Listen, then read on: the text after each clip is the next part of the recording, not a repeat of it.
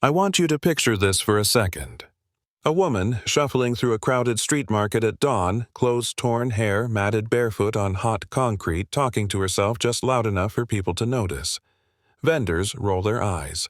Shoppers pull their kids closer. Someone laughs and says, "Don't let her near the food." Another voice mutters, "Crazy woman." Nobody knows her name. Nobody asks where she's from.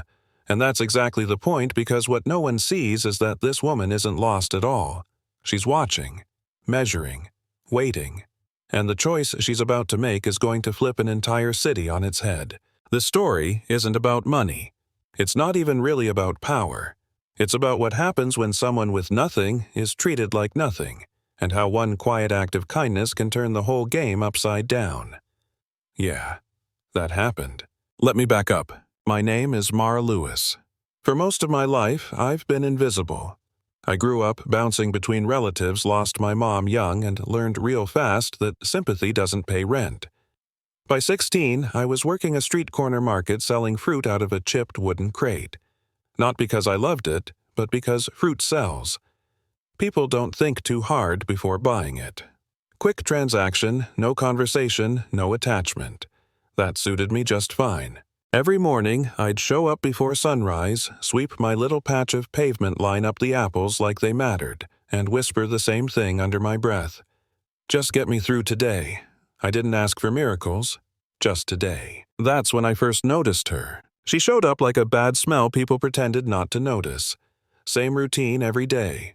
Wandering, mumbling, sometimes laughing at nothing, sometimes crying. Folks called her names right to her face. Witch, parasite, crazy old woman. Kids threw pebbles. Grown men shoved her aside like she was furniture in the way. And here's the part that still messes with me. I didn't feel brave. I didn't feel noble. I just noticed she was hungry. The first time she stopped near my crate, people yelled at me. "Don't let her touch your food. She'll curse your business." I looked at her face, really looked. Cracked lips. Eyes that weren't wild, just tired. So I peeled an apple and handed it to her. No speech, no pause, just here. She stared at it like I'd handed her gold. Why, she asked, voice rough, like it hadn't been used gently in years. I shrugged. "You look hungry." That was it. No music cue. No angel choir, just food-changing hands. But from that day on, she kept coming back. People noticed. They always do. "Why do you waste food on her?" one woman snapped. "You'll end up just like her," another said. I smiled and kept working. Hunger makes you practical. If you've got enough to share, you share. If you don't, you still try. Some days she'd talk nonsense. Other days she'd ask questions that cut way deeper than they should have. "What do you want most?" she asked me once, chewing slowly. I thought about it, really thought. Then I said, "Peace." She nodded like she was filing that answer away somewhere important. Weeks passed. The abuse got worse. One afternoon she collapsed near my stall, burning up with fever. People stepped around her. Someone said, "Leave her. She's trouble." I closed early that day, spent my food money on medicine, and sat with her until her breathing slowed. I went to bed hungry that night, but I slept clean. You know what I mean? That's when things shifted. She started testing me, snapping at me, insulting me, demanding things rudely.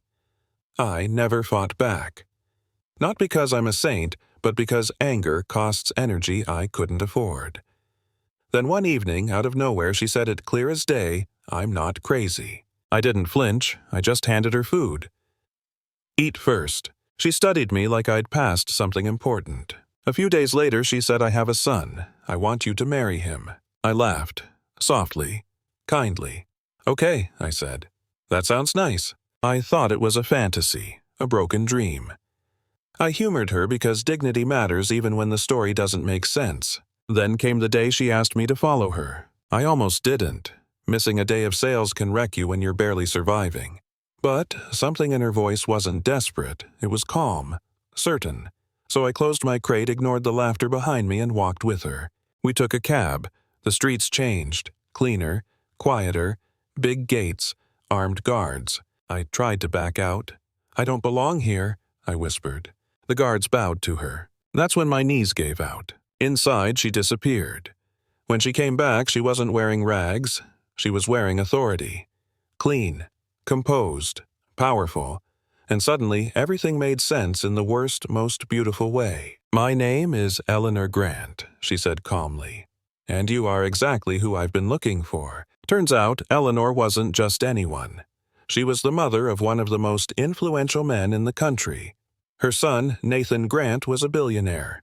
Old money mixed with new power, and every woman who crossed his path saw the same thing: status, security, a prize. Eleanor had watched it happen for years.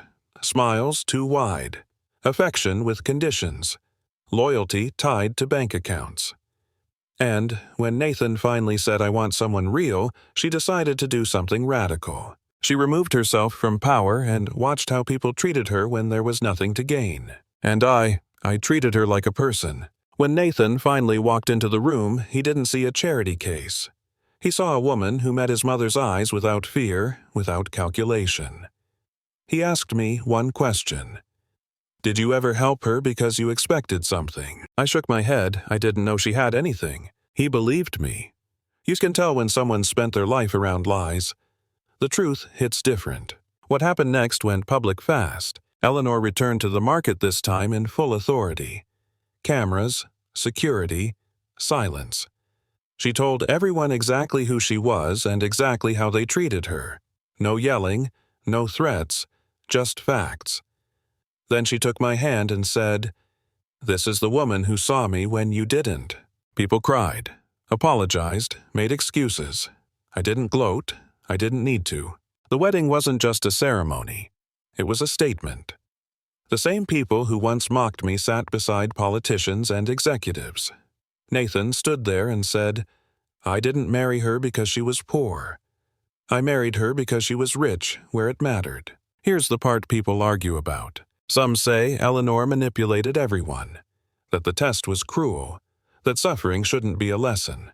Others say it exposed a truth we're too comfortable ignoring, that kindness without reward is the rarest currency there is. So I'll leave it with you. Was Eleanor right to disguise herself? Was the world wrong for how it treated her? And if you'd seen that woman in rags, what would you have done? Drop your thoughts in the comments. Argue it out. Tell your own story. And if this made you feel something real, like, subscribe and share it with someone who needs the reminder that how we treat the powerless says everything about who we really are.